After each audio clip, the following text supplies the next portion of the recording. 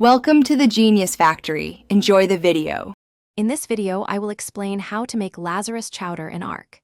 This powerful consumable is a game changer for survivors, especially those venturing into the depths. It dramatically enhances your stamina regeneration, allowing for longer sprints and more sustained actions. Furthermore, it provides a significant boost to your oxygen levels, making underwater exploration much safer and more efficient. Mastering this recipe will greatly improve your survival capabilities in challenging environments. To craft Lazarus Chowder, you'll need a specific set of ingredients. Start by gathering 5 units of cooked meat, fish meat, or prime meat. Next, collect 10 savorroot, 10 longgrass, and 10 raw carrot from various plants. You'll also require 2 units of water, which can be obtained from a water skin or canteen.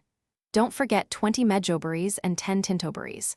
Finally, you'll need 1 narcotic and 1 fungal wood to complete the recipe. Once you have all your ingredients, the cooking process is straightforward.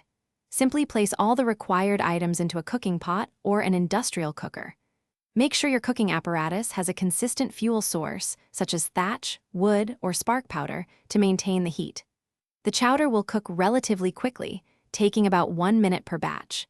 Each successful cooking cycle will produce 1 Lazarus Chowder, ready to provide its beneficial effects.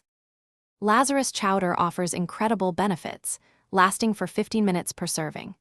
During this time, your stamina regeneration is significantly boosted, and your oxygen capacity is greatly increased, making it perfect for extended underwater activities. This makes deep-sea diving and exploring treacherous underwater caves much safer and more productive.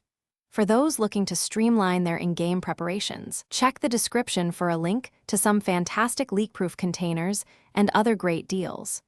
Always keep a few batches on hand for your next big adventure.